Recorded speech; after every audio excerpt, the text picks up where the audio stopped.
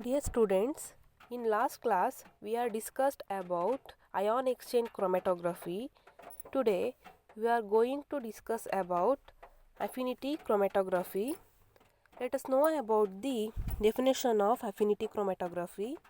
Affinity chromatography is a chromatographic technique in which separation occurs based on the specific interaction between two molecules. For example, the antigen shows affinity towards antibody, or antibody shows affinity towards antigen.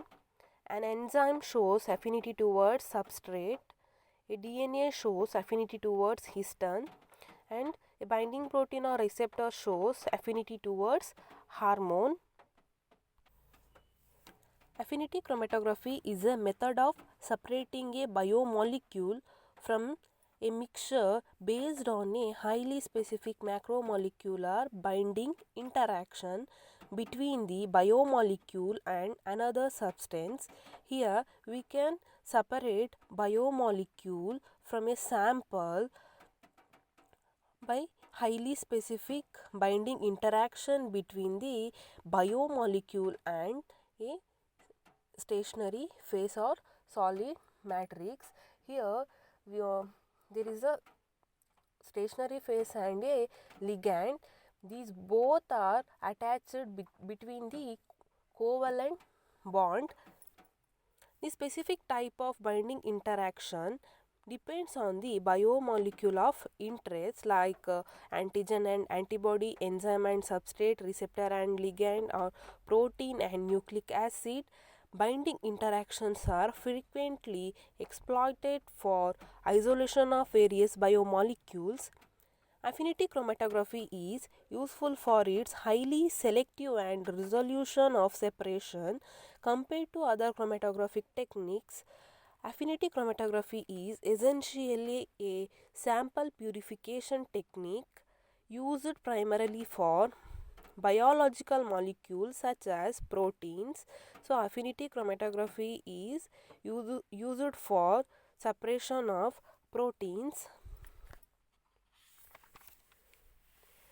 So it is a method of separating a mixture of proteins or nucleic acids by specific interactions of those molecules with a component known as ligand, which is immobilized on a support. When a solid matrix and ligand attaches each other, then it becomes a immobilized complex.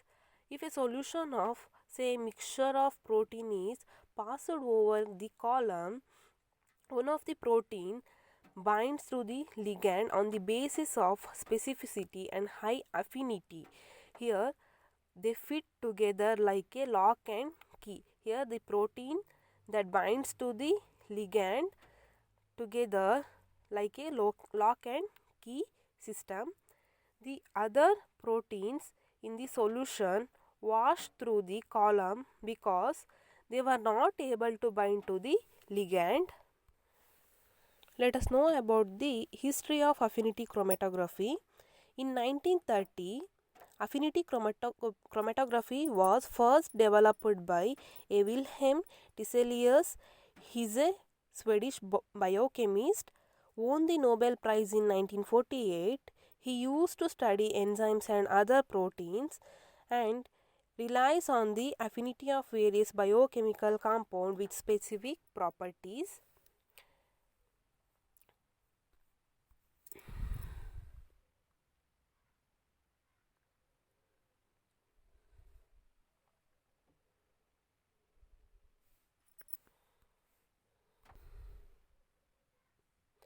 In a typical affinity chromatography experiment, the ligand is attached to a solid. In this picture, we can observe the ligand that is attached on a solid. Here, the insoluble matrix, that is, we take any type of matrix like agarose or polyacrylamide, it is a polymer. So, this insoluble matrix chemically modified to introduce reactive functional groups with which the ligand can react, forming a stable covalent bonds. When ligand attached to solid matrix, there is a creation or there is a formation of covalent bond takes place in between ligand and matrix, and this complex is known as immobilized ligand or immobilized complex.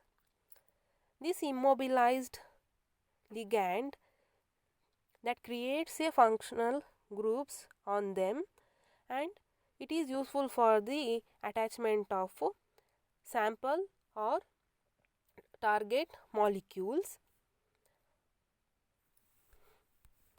The stationary phase is first loaded into a column to which the mobile phase is introduced. Molecules that bind to the ligand will remain associated with the stationary phase. Next, a wash buffer is then applied to remove non-target biomolecules by disrupting their weaker interaction with the stationary phase, while the biomolecule of interest will remain bound. After formation of immobilized ligand or immobilized complex, it is nothing but stationary phase, solid stationary phase. It is loaded into the column to which mobile phase is introduced, and here we can observe the formation of a complex. Here the molecules that bind to the ligand that will remain associated with the stationary phase. And next, a wash buffer is applied to remove a non-target molecules. So these non-target molecules are weaker interaction with the stationary phase. So while the biomolecules of interest will remain bound with the stationary phase, the target molecules may then removed by applying a elution buffer which disrupt the interaction between the bound target molecules and the ligand. So after removal of the non-target molecules, we have to remove the target biomolecules from the ligand. The target molecules are removed by applying a elution buffer that disrupt the interaction between the ligand and the target biomolecules. The target biomolecules is thus recovered in the eluting solution. In this picture, after formation of a complex molecule, the non-target impurities are removed by using a wash buffer. Later, the target biomolecule is removed by using elution buffer. Affinity chromatography does not require the molecular weight, charge, hydrophobicity or other physical properties of analyte of interest to be known, although knowledge of its binding properties is useful in the design of a separation protocol. Next, we will move on to the classification of affinity chromatography. So, affinity chromatography can be classified into two categories. One is bioselective adsorption and second one is chemiselective adsorption. In bioselective adsorption, the affinity is based on biologically relevant binding groups involving specific ligands, lectins, nucleotide cofactors like NAD and AMP. Here NAD means nicotinamide adenine nucleotide and AMP means adenosine monophosphate. and immunobiotin labeled proteins, rarely employed cofactors like vitamin B12, receptor proteins, and immunosorbents. So, these are the bioselective adsorption materials. And next, chemiselective adsorption. Here, affinity is based on chemically defined interaction including hydrophobic chromatography, covalent chromatography, immobilized protein modifiers, and reactive site modifiers, for example lysine and cysteine, etc. Next, let us know about the components of affinity chromatography. That first one, matrix or solid matrix. The matrix is an inert support to which a ligand can be directly or indirectly coupled or attached. In order to form a matrix to be effective, it must have certain characters. So, matrix should be chemically and physically inert. It must be insoluble in solvents and buffers employed in the process. It must be chemically and mechanically stable. It must be easily coupled to ligand or spacer arm onto which the ligand can be attached. It must exhibit good flow properties and have a relatively large surface area for attachment. The most useful matrix materials are agarose and polyacryl amide. And next component is spacer arm. It is used to improve binding between ligand and target molecule by overcoming any effects of steric hindrance. Next, third component is ligand. It refers to the molecule that binds reversibly to a specific target molecule. The ligand can be selected only after nature of the macromolecule to be isolated is known. So, before we have to select the ligand, we should know the nature of macromolecules to be isolated. When a hormone receptor protein is to be purified by affinity chromatography, the hormone itself acts as a ideal candidate for the ligand. So, here when we separate the hormone receptor protein, here hormone acts as a ligand.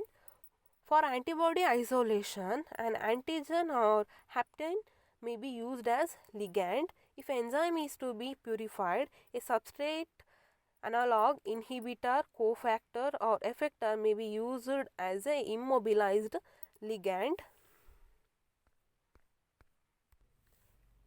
So, observe this picture and consider it is a components of affinity chromatography. So, this rounded structure, it is a matrix, and a triangular blue colored structure, it is a ligand. In between this matrix and ligand, there is a spacer arm. It is helpful for the attachment of matrix to ligand. So, it binds ligand and matrix.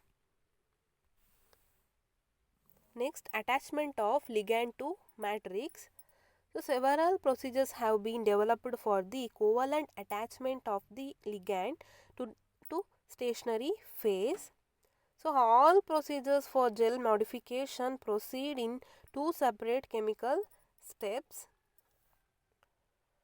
In that first one, activation of functional groups on the matrix and joining of ligand to the functional group on the matrix. So, here the attachment of ligand to matrix takes place by means of formation of a functional groups on the matrix, or for activation of the functional groups on the matrix. By activating these functional groups, the ligand is easily attached to the matrix by formation of covalent bonds. Next, let us know about the steps in affinity chromatography. First step, attach ligand to column matrix. Binding of the selected ligand to the matrix requires that a covalent bond be formed between the two. So, before experimentation, we have to select a suitable ligand and matrix, and the formation of covalent bond between ligand and matrix is very important. This is facilitated by derivation of the sugar residues hydroxyl groups. It is important to realize that the substrate might not be able to reach the ligand active site if it is hidden deep within the ligand. Most ligands are attached first to spacer arms, which are then bonded to the matrix. The ligand matrix gel is then loaded into an elution column.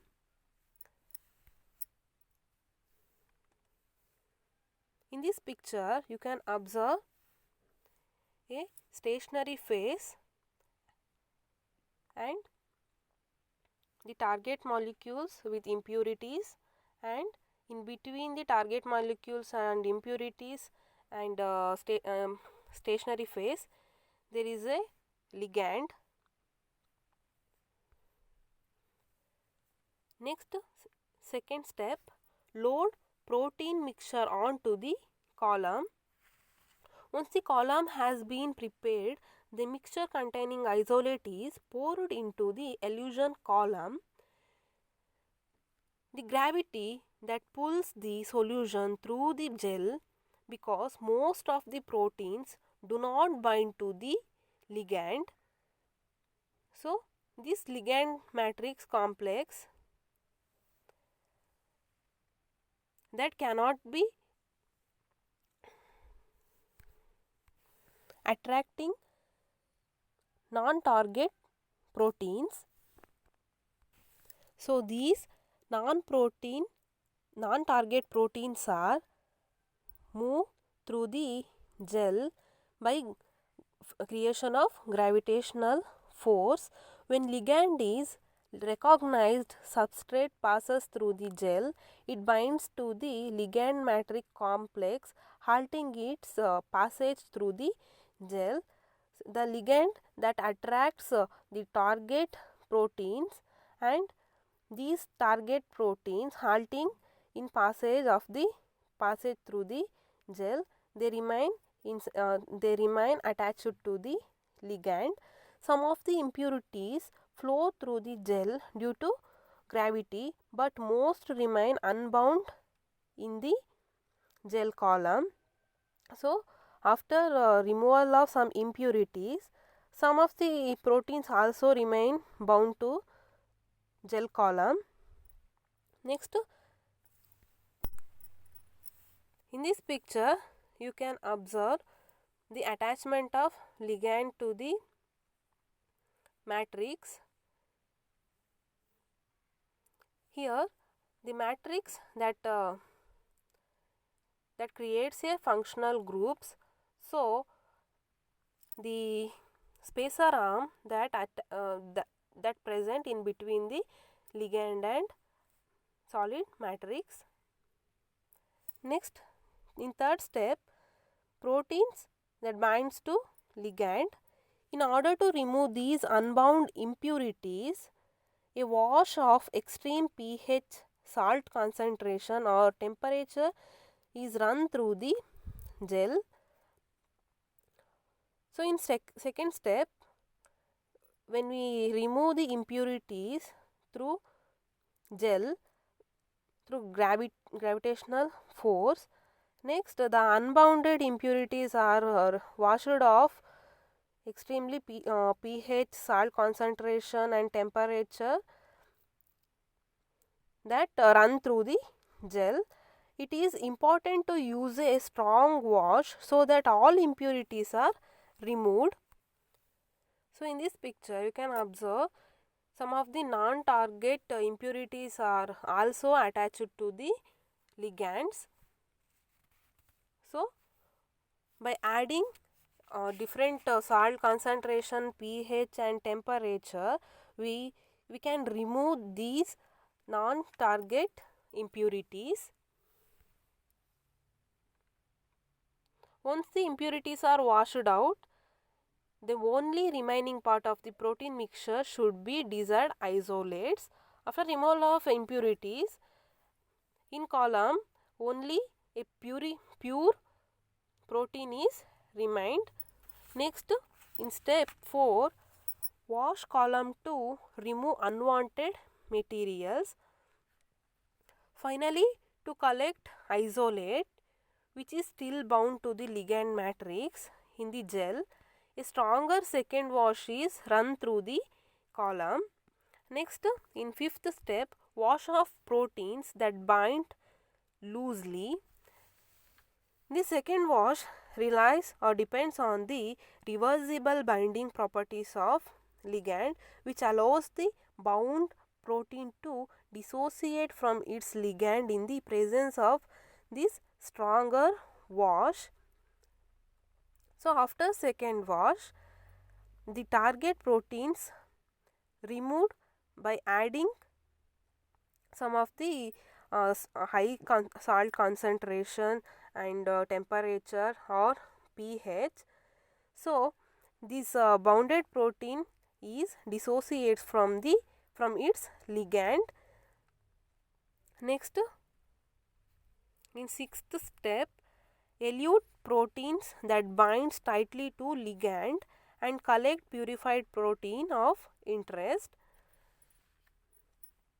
At last, the target protein will be collected. It is purified. In purified form. So, these purified proteins are bind tightly to ligand. By stronger wash, these proteins are removed from the column that attaches to the ligand. The protein is then free to run through the gel and be collected. So, in this picture you can observe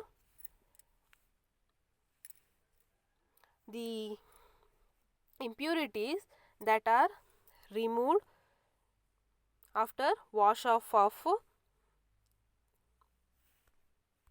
non-target proteins. In this picture you can observe after washing off non-target proteins, we have to add a stronger wash to the column. Then we have to extract or elute a purified form protein.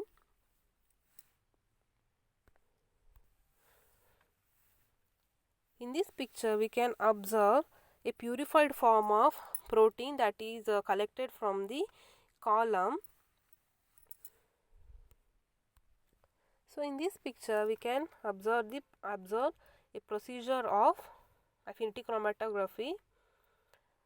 In affinity chromatography, we must understand the protein of interest must be attached to ligand, and when we add a ligand matrix to the column, and after that we have to add sample to the column, then these matrix ligand complex that attaches to the protein of interest, and in second column we can observe the non target proteins or impurities are washed off by adding a buffer solution.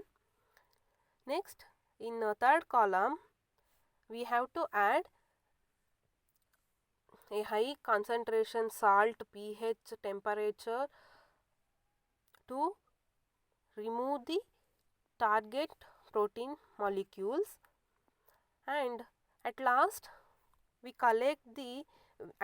have to add that the elution buffer to the column to remove target protein molecules. So in this picture, this is also the procedure of affinity chromatography. Here, in first we have to inject the sample, and next adsorption of target molecules takes place. Next, washing out of impurities takes place. At last, elute out of target molecule takes place. Next, let us know about the applications of affinity chromatography. So, affinity chromatography is one of the most useful method for separation and purification of specific products. It is essentially a sample purification technique used primarily for biological molecules such as proteins and nucleotides. Separation of mixture of compounds. So, it is useful for separation of mixture of compounds, and it is also useful for removal of impurities or in purification process. It is also used in enzyme assays and in detection of substrates and to investigation of binding sites of enzymes. It is also used in vitro antigen antibody reactions, and it also useful to detection of single nucleotide polymorphisms and mutations in nucleic acids. It is used to purify nucleic acid, antibodies and enzymes, etc. And it is used in genetic engineering for nucleic acid purification, and it is used in production of vaccines for antibody purification from blood serum to notice which biological compounds bind to a particular substance and to reduce the amount of substance in a mixture. Next, let us know about the advantages of affinity chromatography. It is highly specificity, and target molecules can be obtained in a highly pure state. So, it is a single step purification. The matrix can be reused rapidly. Matrix is solid, can be easily washed and dried. It gives purified product with high yield. Affinity chromatography can also be used to remove specific contaminants such as proteases. Next, let us know about the limitations or disadvantages of affinity chromatography. So, it is a time consuming method. More amounts of solvents are required, which may be expensive. So, intense labor.